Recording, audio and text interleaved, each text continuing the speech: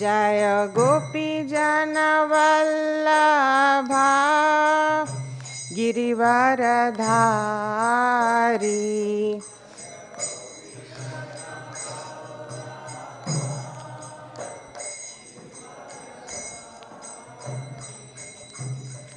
यशोदानंदन ब्रज जन रंजन।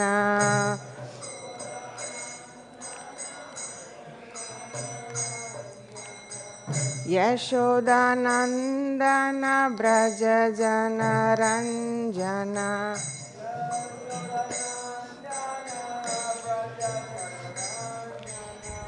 यमुना तीरा वनचारी।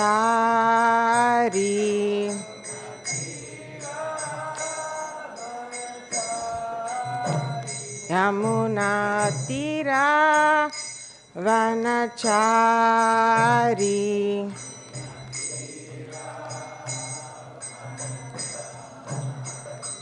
जय राधा माधवा कुंज बिहारी।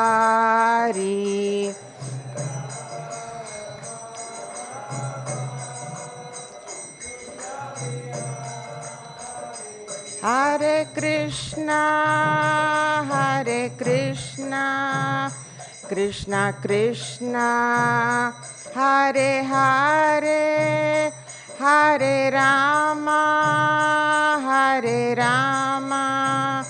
राम राम हरे हरे।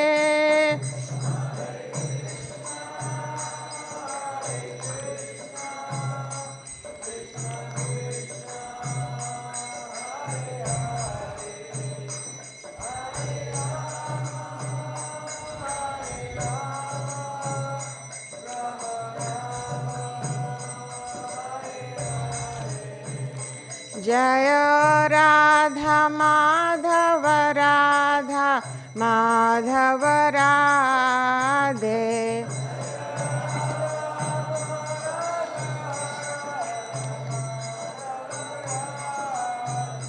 जय पंचतत्वा जय पंचतत्वा, पंचतत्वा जय पंचतत्वा।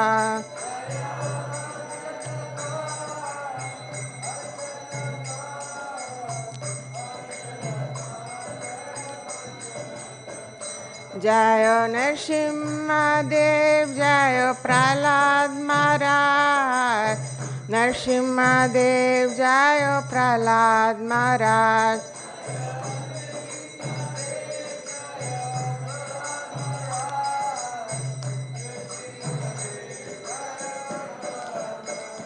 जय जगन्नाथ जय जगन्नाथ, जय बालदेवा जय सुभद्रा देवी।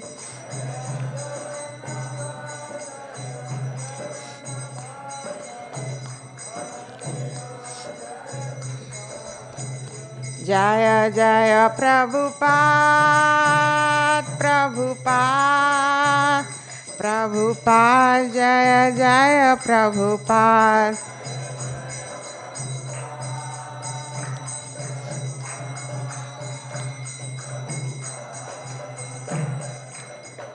निताय गौर हरि बोल हरि बोल हरि बोल। निताय गौर हरि बोल हरि बोल हरि बोल। निताय गौर हरि बोल। Vishnupāda Paramahamsa Parivrajāgacārya Ashtottara Shri Srimad His Divine Grace A.C. Bhaktivedanta Swami Srila Prabhupada की जय। ब्रह्म मध्व गौड़िया आचार्य वृंद की जय। नामाचार्य श्रील हरिदास ठाकुर की जय। प्रेम से कहो श्री कृष्ण चैतन्य प्रभु नित्यानंद श्री अद्वैत गदाधर श्रीवासादि गौर भक्त वृंद की जय। श्री श्री राधा कृष्ण गोप गोपीनाथ श्याम कुंड राधा कुंड गिरि गोवर्धन की जय। वृंदावन धाम की जय, नवदीप धाम की जय, जगन्नाथपुरी धाम की जय, गंगा माई की जय, यमुना माई की जय, तुलसी देवी की जय, भक्ति देवी की जय, सामवेद गौर भक्त वृंद की जय. All glories to the assembled devotees, all glories to the assembled devotees, all glories to the assembled devotees, all glories, all glories, all glories to Sri Guru and Gauranga, all glories to Srila Prabhupada.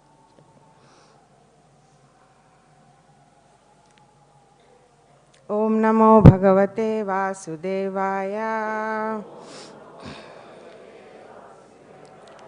Om Namo Bhagavate Vasudevaya. Om Namo Bhagavate Vasudevaya. We are reading from Srimad Bhagavatam, Canto 3.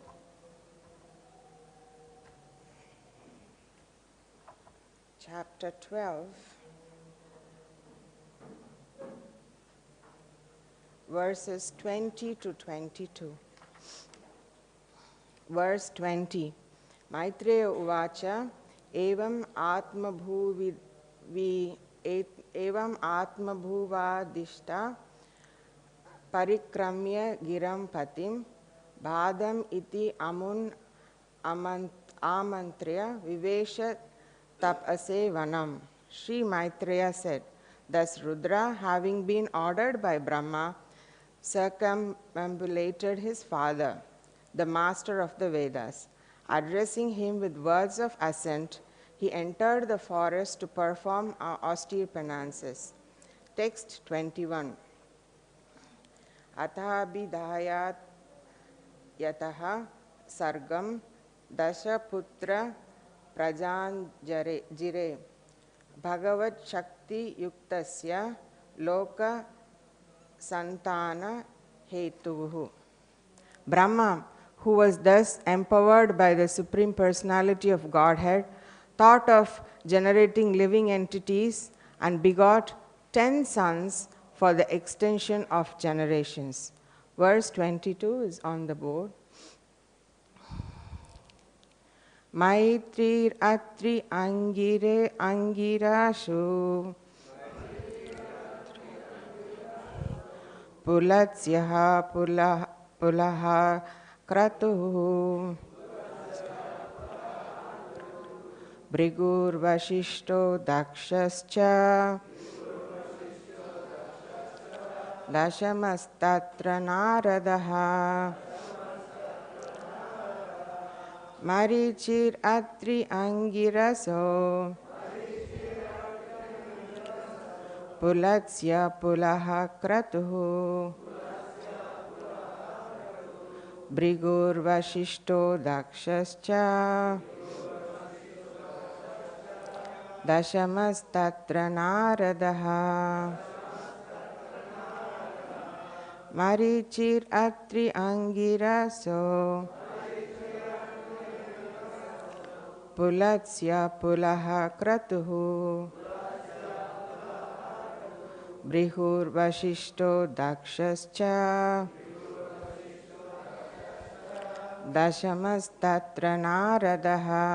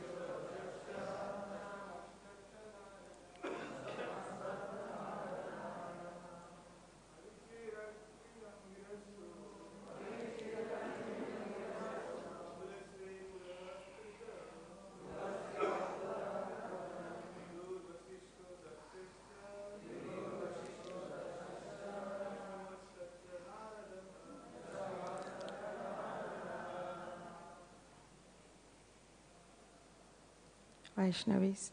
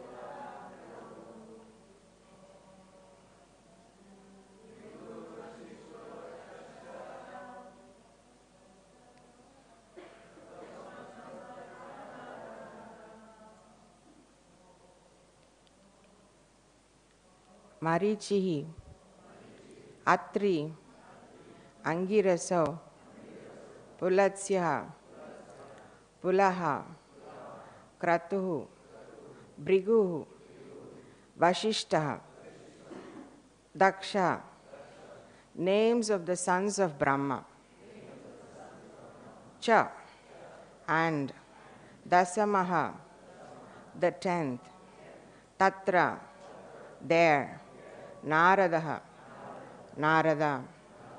Translation, please repeat. Marichi, Atri, Angira, Pulatsya, Pulaha, Kratu, Brigu, Vashishta, Daksha, and the 10th son Narada were thus born.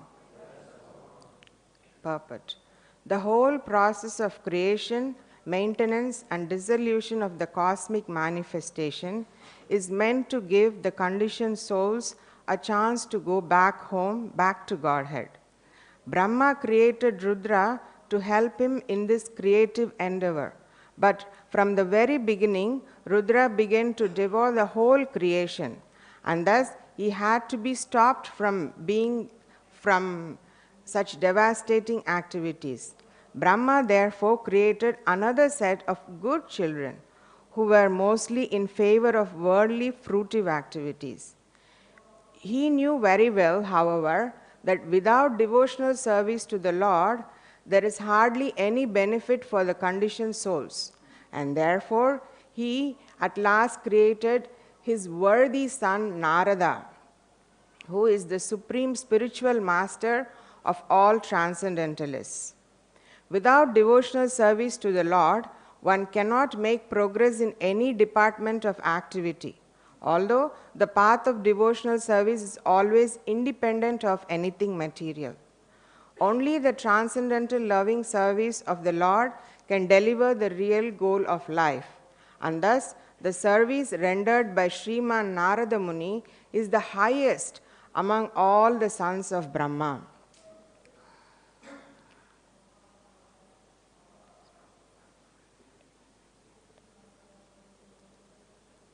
Namo Om Vishnupadaya Krishna Prashtaya Bhutale Srimate Bhaktivedanta Swaminiti Namini Namaste Saraswati Deve Gauravani Pracharine Nirvisesha Shunyavadi Paschatya Deshatarine Vancha Kalpataro Vaishya Kripa Sindhubhya Evacha Patitanam Pavanebhyo Vaishnavebhyo Namo Namaha. Jai Sri Krishna Chaitanya Prabhu Nityananda Sri Advaita Gadadhara Shivasadi Gaura Bhakta Vrinda. Hare Krishna, Krishna Krishna, Hare Hare, Hare Rama, Rama Rama, Hare Hare. So this chapter is giving an overview of the creation of Kumaras and others. The chapter begins with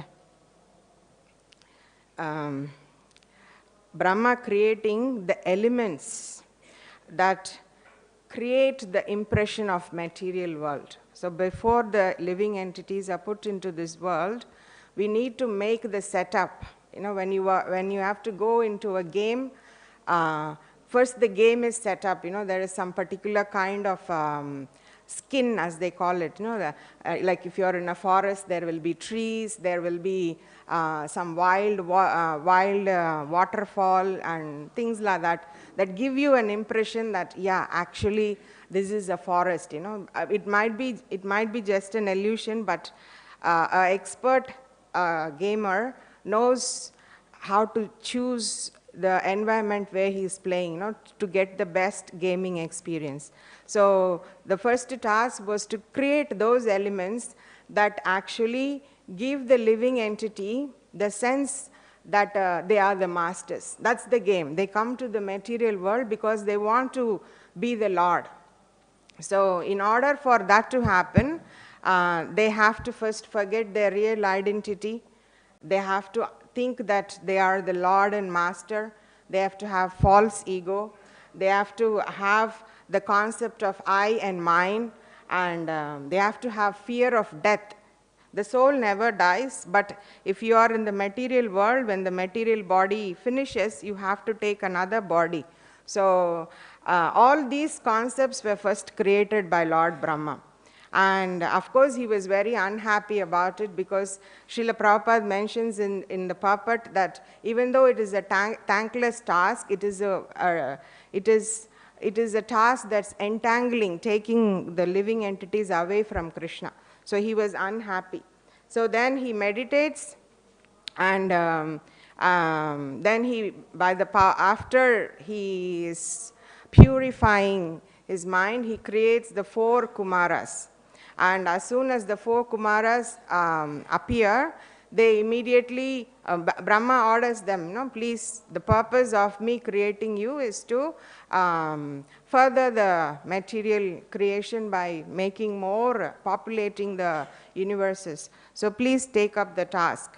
And the 4 Kumaras, because they are exalted devotees, they refused to accept that task. That is one task that a disciple is allowed to say no to the spiritual master. When the spiritual master wants you to get married, and if you're not ready, that's only one place where you can say, yes, you know, I'm not obeying this. And it is not going to cause fall down. It will give pleasure to the spiritual master. So that's the only place where you can actually say no to an instruction from your spiritual master, and you can still not be making an offense. So they refuse because they want to follow the spiritual path. And Brahma becomes angry because of that. Prabhupada writes in the purport, this is one chapter where actually without the purport, just the verses in themselves make so less meaning. You know, you just feel like you're reading through a story, but the import of these verses are brought out beautifully by throughout Bhagavatam, but I particularly relished how Srila Prabhupada's purports are actually bringing out all the tiny, tiny details that are otherwise not mentioned in the verses. No? So Brahma becomes angry, and Prabhupada explains how anger, may be spiritual or material, has this ugly form. No? So some brow is like, his eyebrows are coming together, and from his anger, a bluish, reddish baby is born, you know, probably some shade of brown, I suppose. Yeah, so some kind of baby is born, and a very enthusiastic baby, you know, somebody who wants to already serve the father. That was the intention. He had 4 of them who didn't want to serve, so now he got one who's all set, you know, what do you want me to do? What do you want me to do? What do you want me to do? You know? So Brahma says, okay, you know, Lord Shiva is requesting, no, give me place, give me job. You know? So Lord Shiva, Brahma gives him different places to reside. He gives him different names. He gives him different partners and purpose, and tells him to carry further the generation. And within a short period, this baby who is born out of Brahma's anger, combination of mode of passion and ignorance, called as Rudra, within a short period of time produces so many offsprings, so many of them, and they're all like him, they are all like passionate and ready to destroy everything. And Brahma was saying, oh, they are actually even attacking me, So he instructs Lord Shiva, not now, now we are in the phase of creating, and then there will be the phase of maintenance. Then is your job, he could understand, oh, this kid is, everyone who's born has a particular role, so Shiva and his offsprings have the role of destruction. So he gave them that task, that it is not now, you have to wait, we are in the phase of creation and maintenance, so you'll have to wait for your turn. Sometimes when they're very enthusiastic, you have to give them something to, as a teacher, sometimes we give some kid as in charge of being the duster, clean the board, so once I gave a kid this service that he has to clean the board. So as I was writing on the board, he was right behind me, like, they're just like, yes, now I got some service, I have to, it shows their enthusiasm to want to serve, So then Brahma, he gave him another service. You and all your offsprings go to forest and meditate for now. Then there will be the correct time where you can come and erase the board, not now. For now, your task is to go and meditate. So after assigning Lord Shiva and his offsprings to go and meditate, then Brahma creates 10 sons, starting with Marichi all the way till Narada Muni. And Srila Prabhupada in the purport, he writes, Brahma therefore created another set of good children who were mostly in favor of worldly fruitive activities. So they were not into the mode of destruction because they weren't born out of passion and ignorance. They came with the mindset of helping their father in worldly fruitive activities. So the verse just says, and the 10th son Narada, they were all born. And Srila Prabhupada brings out how Narada is highlighted in the verse, the importance of Narada Muni. The others were all going to support in populating the universes. But Narada was very special to Brahma. And he at last created his worthy son Narada. And why is he special? Because he is the supreme spiritual master of all transcendentalists. If we would just read the verses, we would not catch how special Narada is. He is special because Brahma understands that without devotional service to the Lord, there is hardly any benefit for the conditioned souls. So he is creating these 9 sons who are going to help him sustain the material creation. They will make more and more and more offsprings who will populate all the 3 planetary systems.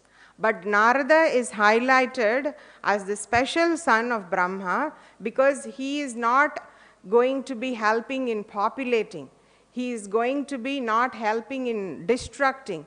He is going to be helping in delivering. So Prabhupada highlights that Narada is the special son of Lord Brahma. Because whatever might be the activities we are carrying out here in this material world, as per our desire to want to material over the material nature, we lord over the material nature, none of it is actually going to be fruitful if we do not put Krishna in the center. So there should be somebody who remains all these people. Oh, you are doing this service, you are doing that service in this material, you are doing this, you are doing that. You are all in charge of different aspects of creation. But please know that none of this is actually going to be of any worth, of any meaning, if you are not performing devotional service. So that is the special role of that son of Brahma.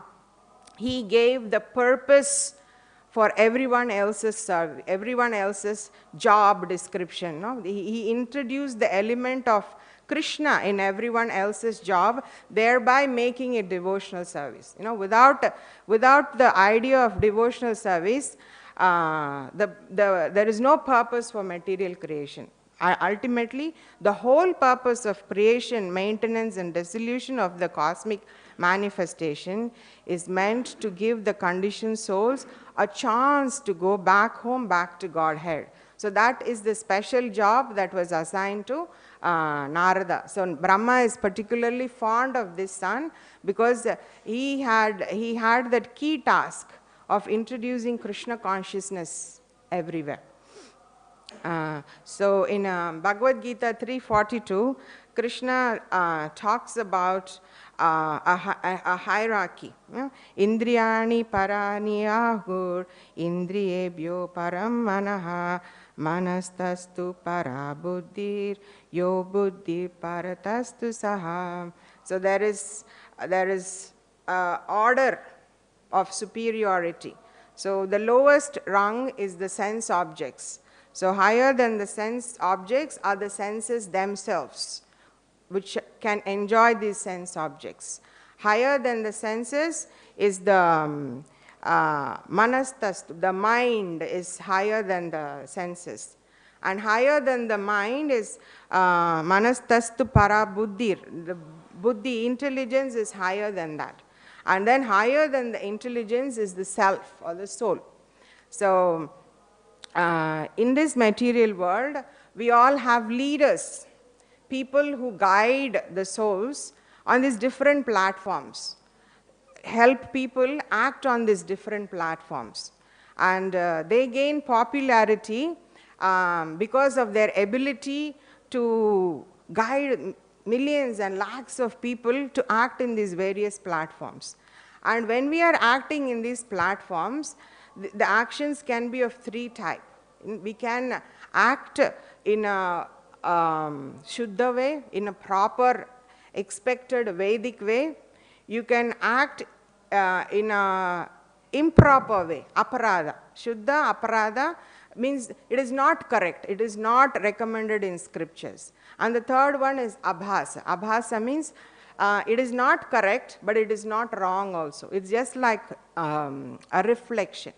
It is something similar to correct, but not based on philosophy. Like we may have some idea which is very similar to the proper Krishna conscious understanding. Like people may say something like, we are all equal. So where does that idea come from? If the idea that we are all equal simply comes from the understanding of body, then it is not philosophically sound, because bodies are not equal. When we try to say we are all equal and our understanding is only on the level of body, then that immediately you can, just visually we can see that we are not equal. Somebody is white, somebody is black, somebody is brown, somebody is yellow, somebody is tall, somebody is short, somebody is a man, somebody is a woman. Where are we equal? How are we equal? So this kind of understanding that stems from some kind of philosophy, but not accurate philosophically, like a shadow of the philosophy or the reflection of philosophy, that's called as abhas. So throughout this entire material existence, we always find leaders who inspire their followers to act on these different platforms and act in any one of these ways. Of course, a person who is teaching you to act in the Vedical way, proper scriptural way, he is the real leader. And the impact of such a leader is that he will elevate the followers. So somebody is teaching you how to act on the platform of senses. But if he is teaching you to do it in a Vedically correct way, The result of that will be, you will raise from the level of senses to mind, to intelligence, to Atma, to service to the Lord, it will go up. If somebody is a leader who impacts people on the level of, let's say, intelligence, and if he is doing it in a correct scriptural way, the result of following such a leader will be that you will raise from the level of intelligence to understanding the soul, to understanding the Lord, to understanding service to Him and performing service. So when it is done in a Shuddha way, when it is done according to Vedic scriptures, it produces an impact of improving the life of the soul. Of course, it is not possible in modern days to find such leaders. People at the most can be abhas. They may have some reflection of what is scripturally correct. I remember as a teacher, I once overheard one of the kids telling that she wants to take printout of what I heard as rum, gin and sugar. She wanted to take printout of that. And I was like, oh my God, what is this kid doing? This is like alcohol, Why does this kid want to take printout of these things, So I need to interfere. I need to actually understand what this kid is going. Teenagers, you never know what is cooking in their head, So I just approached and I said, what is with this rum and gin? And that at least that's what I overheard, or I understood that she was talking about. So then we had a hearty laugh because it wasn't rum, it was RM, and gin, and it's not sugar, it's sugar, So these are actually some kind of singers, and they belong to a group called BTS. And she wanted the printout because she had to something, she wanted to make some gift or something like that. So I talked more. I asked, what is with this, what is that attracts you? I have grown up listening to Michael Jackson and all that. So I understand when you come to that phase, where you idealize, like somebody is your idol, and for some reason you're attracted to them. So I was talking, so what's the deal, what is that you like about, apparently the boys, when I saw the picture, I was thinking like pretty girls, and really more intoxicating than rum and gin, and very pretty people, very pretty boys. And when I was talking to her about it, she expressed that it wasn't that they were beautiful or they were singing or dancing. It wasn't that, they had a message. They were talking about whatever at that time she was going through in terms of mind, about bullying, about being equal, So those were some of those messages that the group leader was delivering. And I could immediately see the abhas, He did not have the knowledge about equality or why bullying is wrong or why racism is wrong, but there was a reflection of that philosophy. And that kind of people, they go a long way. If you are a leader who just drags your followers on the bodily platform, they may be fascinated by you, they may fantasize you, like they may have your posters everywhere and all that, But if you're a leader working on a higher platform, they are not just, they idolize you, you are giving them a purpose to live. It is not about fantasizing, but it's about idolizing, you give them something more, Of course, it's very shallow when there is no philosophy. When you don't tell people why they are equal or how they are equal, then it does fizzle out after some time, And yeah, she did fizzle out of that. Recently when I was preparing for this class, I was asking, so you still follow this BTS people, no? I called her up and I asked, she said, no, it's, once she grows out of that mental platform, whatever was presented to them, it becomes irrelevant, So once you grow out of the phase of fantasy or idolizing, you cannot capture the attention of people. But you, higher you are in the ladder, greater is the number of followers. And unfortunately, some leaders are much higher, they use their intelligence, but in an aparada way.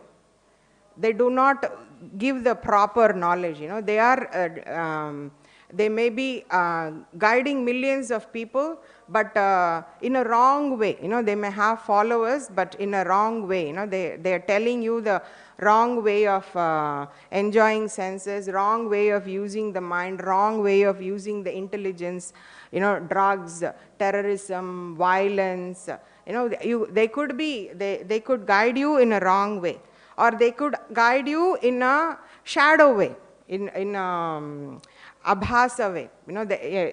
You will not ultimately be harmful to yourself or to the society, but you will not have a long run with that. It will fizzle out.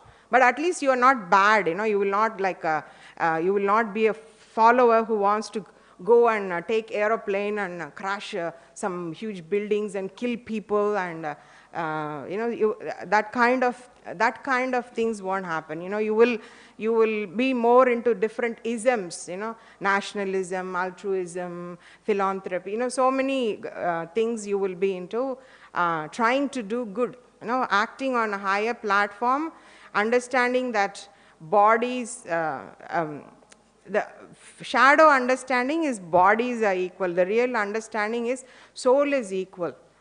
All souls are equal in nature. So when they act on those platforms, they will bring some kind of great followers, and they will stay longer. They will impact the society much deeper, and but eventually they will all disappear. But the speciality of Narada is that he acts on the highest rung of the ladder and in the most appropriate way. He does his actions in Suddha level, purely Krishna conscious way. And he does not deal with you on the level of senses or mind or intelligence, or even if he deals with you as a soul, he will not just deal with you as a soul individual. He will deal with you as a soul who has a connection to Krishna as the servant of the Lord. So that is the complete, perfect way of being a leader.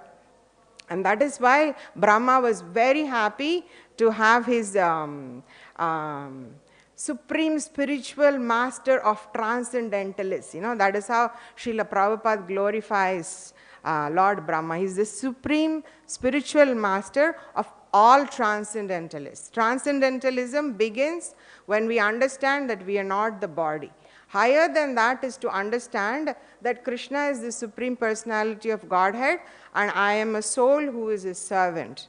And the natural evolving would be to serve that master. I am not body, I am soul. I am servant of Krishna. I serve Krishna. So the first three levels may be just understandings, but when you say I'm serving Krishna, that is the level where Narada acts. He actually pulls everyone. Bhaktivinoda Thakur says a very simple definition of, he gives a very simple definition of devotional service, service of a devotee.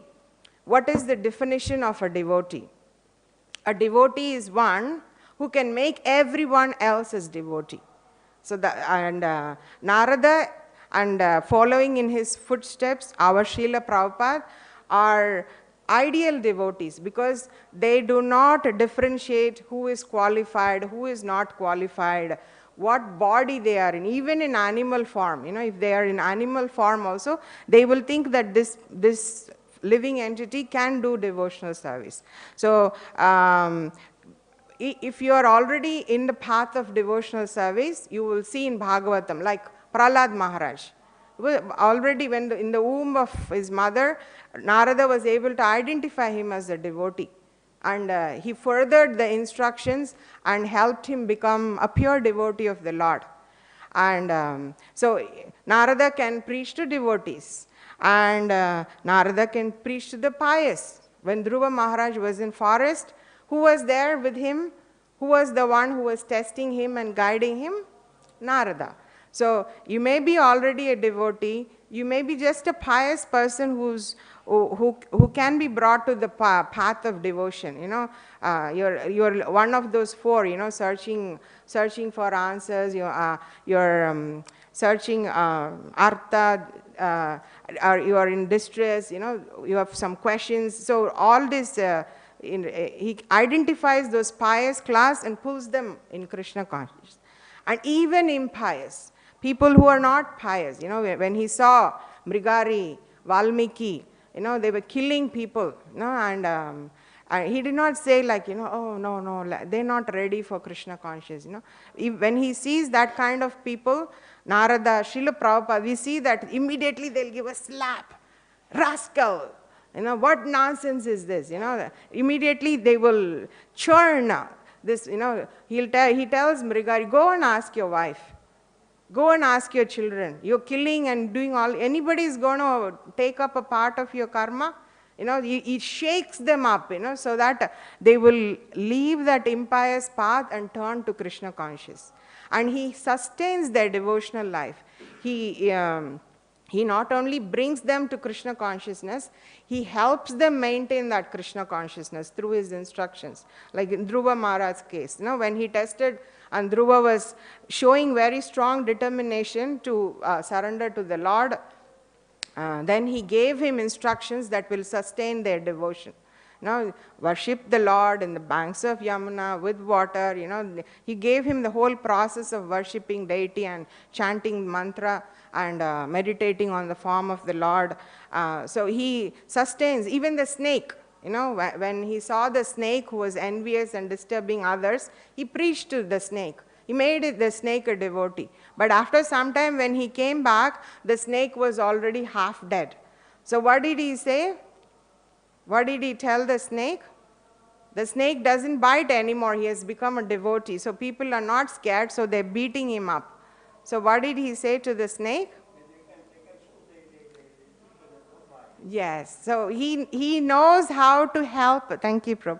He knows how to help devotees to sustain, but don't bite them, So on all levels, he's a perfect spiritual master. He doesn't differentiate, this one is qualified, this one is not qualified. And when he pulls them into Krishna conscious, he continuously helps them sustain their devotional life. And he is the cause of them to go back to Godhead. So the role of Narada Muni and following in his footsteps, our own Srila Prabhupada and all his very dear devotees who are sincerely following the instructions of Srila Prabhupada, they are doing this very wonderful task of bringing all the souls back to Godhead. So they do not act on the Indriya, Mana, Buddhi level. Directly they act on the platform of soul. So that is how he is the supreme spiritual master. And his impact will never fizzle out. Even today, we read about the pastimes of Narada that happened millions of years ago. And even today, Prabhupada had darshan of Narada. Once when Prabhupada was giving class, Prabhupada told the devotees, Narada is here, please offer him asana. So he's there always, he's there always. He's called eternally traveling preacher, always traveling, capturing the attention of all kind of souls and bringing them back. And Prabhupada has beautifully imbibed that mood of Narada, that Prabhupada even said that he has imbibed that curse of Narada. When Narada was preaching to Daksha's son, and every batch Daksha was producing, Narada will just go and preach to them and make them all devotees. So Daksha said, you're cursed not to stay around in a place for long, just you keep moving because I don't want you to stop my service of making children. So who will be inclined to fruitive activities. So Prabhupada says that whoever follows those teachings of Narada, footsteps of Narada, they have to also take part in that curse. So they will all be traveling. And they will all be doing the same that Narada did. Wherever they go, whomever they see, in whatever way they have to do, they will be cursed. Like how Manigriva, Nalakuvera got cursed. They will get a slap of philosophy. In the womb, they will get some very beautiful instructions, Om Namo Bhagavate Vasudevaya, that will sustain them throughout their life. So in whatever way they can impact, they will do it, and that's how Narada Muni is is the supreme spiritual master of all the transcendentalists, and we are very grateful to Srila Prabhupada's purpose that he highlights and pops out these points so that we can appreciate these devotees better. So to summarize, this section is talking about the creation of Lord Brahma, starting from Kumaras and all the way up to Narada. And we saw how even though there are people who are in charge of different kinds of activities in material world, like Shiva is going to be creating destruction, and the remaining 9 sons are going to be producing offsprings that will fill up the whole universe, and so on. Narada comes with a special mission of making sure that everyone who is in the material world understands that the purpose of the creation, maintenance, and dissolution of the cosmic manifestation is to give the conditioned souls a chance to go back home, back to Godhead. So he is a special son of Brahma, because his task is not creation, annihilation and all. His task is taking people back to Godhead. And Srila Prabhupada shares that very special bond with Narada brought in that parampara. He shares that special blessing of Narada, that he traveled everywhere and without any reservation, without any hesitation, he impacted, just like how Narada impacted, he impacted the life of anyone who came across and helped everyone go back to Godhead. Thank you. Grantaraj Srimad Bhagavatam ki jai, Srila Prabhupada ki jai. Any comments or questions? Yes.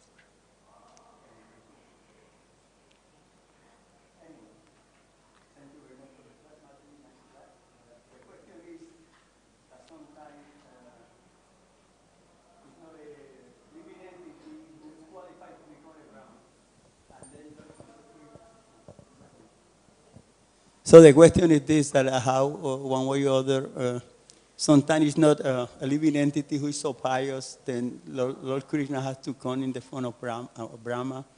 So the question is, if all the Brahmanas, when they come, they are pure devotees, or sometimes they have mixed desire or whatever? Not all Brahmas are pure devotees. But how they can take a role of leader? If they are not, pure devotee, how are they going to direct the living entities? We are very fortunate that our Brahma is a pure devotee. Right. So when we have a pure devotee for leader, the process of going back to Godhead becomes very simple. But if we have Brahma who is not a devotee, who is not a pure devotee, what happens to the conditioned souls? Because he might just get them stuck in the platform of body, mind, intelligence, So what happens to those people? Even if he is not a pure devotee, he follows the scriptures. And anybody who follows the scriptures will ultimately go back home, back to Godhead. There is ultimately only one destination. If you take devotional service as the process, it's like elevator, If you are not fortunate enough to be born in a universe of Brahma who is a pure devotee and who can show you the elevator, all the same you have the steps, People will be following the Vedic Vedic path, which will lead to Krishna. Even if Brahma is not devotee, the devotees can never be stopped from going into any universe. Even if Brahma is not there, some pure devotee of Krishna will be there. Once when Bhaktisiddhanta Saraswati Thakur was walking, he looked at the moon and he said, materialism is becoming so much in moon, So they will go there to preach, Brahma or no Brahma, the devotees of the Lord will be there. So if the leadership is that of a pure devotee, things are easy. But even if we don't have pure devotees who are leaders, there will be always pure devotees who will be ready to go anywhere and risk everything. So that is their mercy. That's their causeless mercy. Thank you very much. Hare Krishna, Manaji. Thank you for the enlivening class. You mentioned that the pure devotee also shares Krishna consciousness to the animals. So I was just wondering, maybe you could recall one example or so. A pure devotee being kind to an animal? Yeah, giving Krishna consciousness. I think I heard you say that in the class.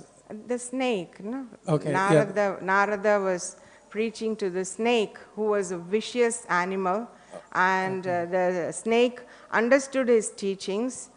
Strange, I mean, when I would think things like that, it's really like, it doesn't settle well, like you see a snake, what is your first reaction, It is like, oh, how could you be so vicious, Do you think about the impact of your behavior on others' life?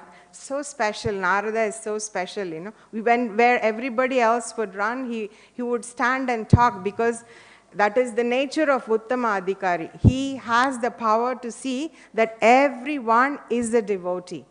So otherwise artificially it cannot be imitated. When Lord Chaitanya was going through the forest of Jharkhand, he was able to bring all tigers and deer to come and dance to the holy name, because that potency was there. It is not something that we can artificially imitate. Of course, we can go to Goshala. Our class is that, cows, we can go there, they'll never give you any trouble, you can feed them, you can chant to them, and we could do that, but probably not like in Jharkhand forest and all that. But pure devotees can do that.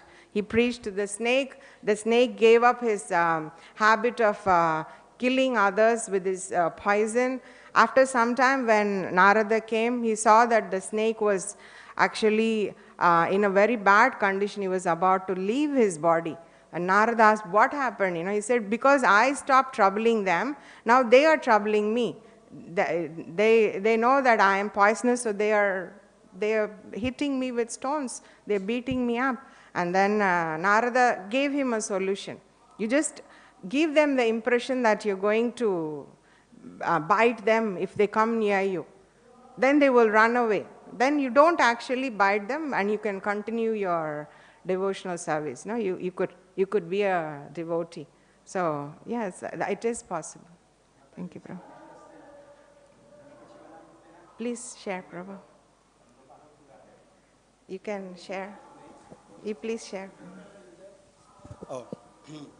Even Shivananda Sena, he have like a puppy, was following him, and one way or other, the puppy went back to Godhead. You know the story better than me. You can explain it, please. I don't know the story. Okay, that's Chaitanya Charitamrita. So even the dog, can go back to Godhead. Even dead bodies, when they come in touch with devotees, dead bodies can also become pure devotees. So everybody gets an opportunity when they come in touch with the pure devotee.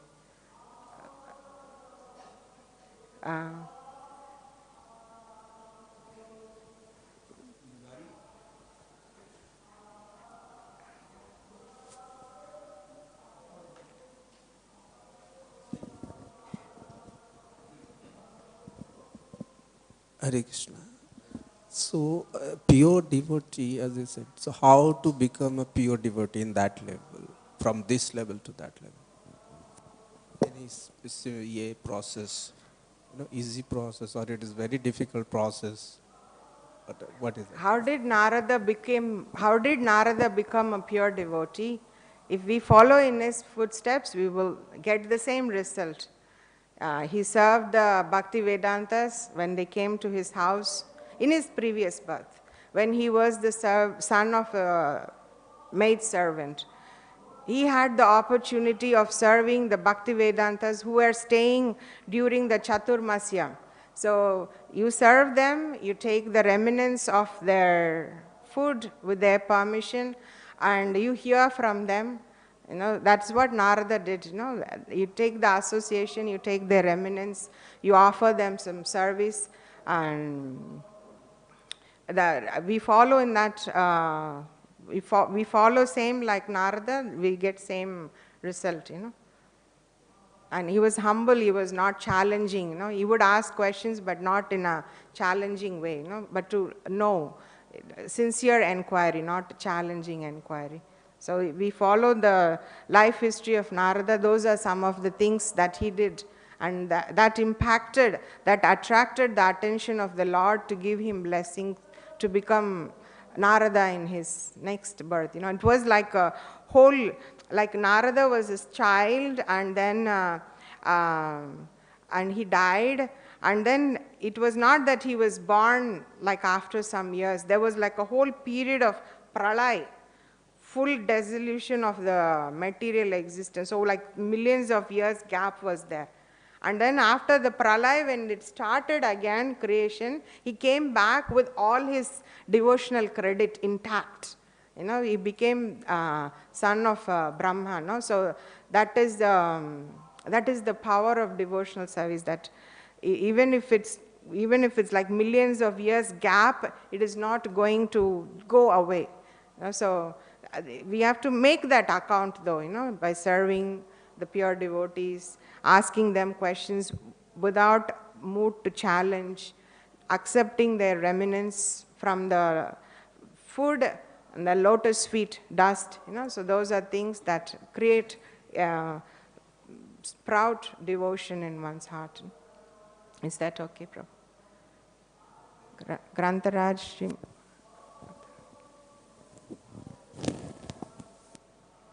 Grantaraj Srimad Bhagavatam ki jai, Srila Prabhupada ki jai. Her Grace Hema Gopi Maharaji ki jai.